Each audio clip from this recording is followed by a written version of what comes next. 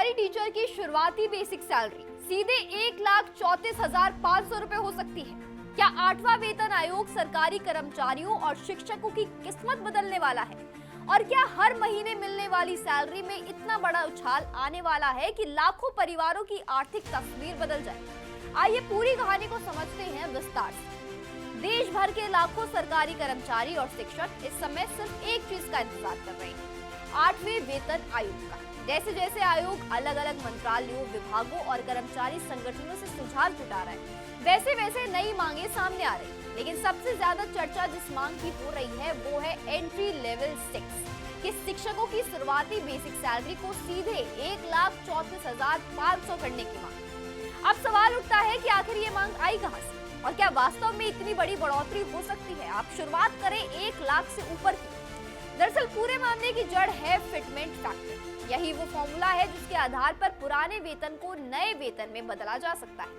7वें वेतन आयोग में फिटमेंट फैक्टर 2.57 रखा गया था, लेकिन अब कर्मचारी और शिक्षक संगठन इसे 2.86 से लेकर 3 तक करने की मांग कर रहे हैं। अगर सरकार इस मांग पर सहमति जताती है तो सरकारी कर्मचारियों और शिक्षकों की बेसिक सैलरी में बड़ा बदलाव देखने को मिल सकता है, बड़ी उछाल देखने को मिल सकती है।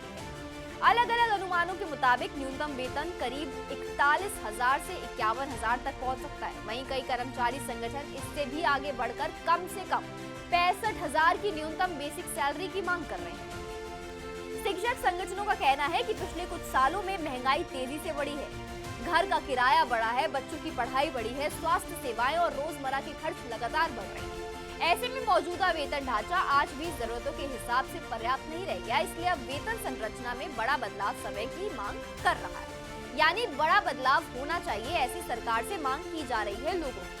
लेकिन मामला सिर्फ बेसिक सैलरी तक सीमित नहीं है दोस्तों, इसे समझना बेहद जरूरी है। शिक्षक संगठनों ने हाउस रेंट अलाउंस यानी HRA बढ़ाने की भी मांग रखी है। उनका कहना है कि खासकर बड़े शहरों में रहने का खर्च कई गुना बढ़ चुका है, किराया बढ़ रहा है, बिजली, परिवहन और अन्य खर्चों को देखते हुए मौजूदा HRA प्राप्त नहीं है, इसलिए इसमें भी उचित बढ़ोतरी की जानी चाहिए। इसके अलावा शिक्षकों ने 10, 20, 30 करियर प्रोग्रेशन में स्कीम लागू करने की मांग की है। उनका मानना है कि लंबे समय तक सेवा देने वाले कर्मचारियों को बेहतर वित्त लाभ और समय पर प्रमोशन का अवसर मिलना चाहिए। एक और बड़ी मांग है कि सालाना इंक्रीमेंट होनी चाहिए। फिलहाल कर्मचारियों को हर साल 3% की वृद्धि मिलती है, लेकिन शिक्षक संगठन चाहते हैं कि इसे बढ़ाकर 5% किया जाए ताकि बढ़ती महंगाई के बीच कर्मचारियों की आय में भी संतुलित वृद्धि होती रहे।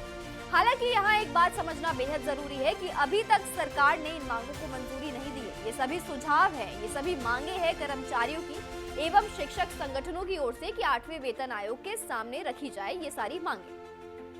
अंतिम फैसला आयोग की सिफारिशों और उसके बाद सरकार की मंजूरी के बाद होगा। यानी फिलहाल 1,34,500 की शुरुआती बेसिक सैलरी कोई घोषित फैसला नहीं है, बल्कि एक प्रस्तावित मांग है, मांग की जा रही है जिस पर चर्चा इस वक्त चल रही है। लेकिन अगर भविष्य में इन मांगों का बड़ा हिस्सा स्वीकार लिया जाता है तो इसका असर सिर्फ लाखों सरकारी कर्मचारियों और शिक्षकों तक सीमित नहीं रहेगा। इससे उनकी खरीद क्षमता बढ़ेगी, घरेलू खर्च संभालना आसान हो जाएगा, अर्थव्यवस्था में भी सकारात्मक प्रभाव देखने को मिल सकते हैं। साथ ही शिक्षक क्षेत्र में काम कर रहे शिक्षकों को मनोबल भी बढ़ेगा उनका। अब सबसे बड़ा सवाल यही है कि क्या सरकार कर्मचारियों और शिक्षकों की इन मांगों को स्वीकार करेगी?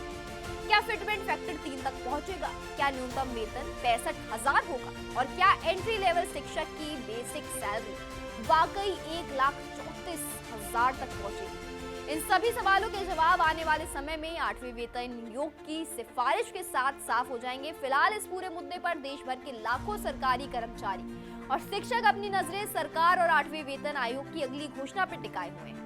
अब देखना दिलचस्प होगा कि आने वाला फैसला उनकी उम्मीदों को कितना पूरा कर पाता है। तो दोस्तों, इस खबर पर आपकी क्या राय है, हमें कमेंट बॉक्स में जरूर बताएं।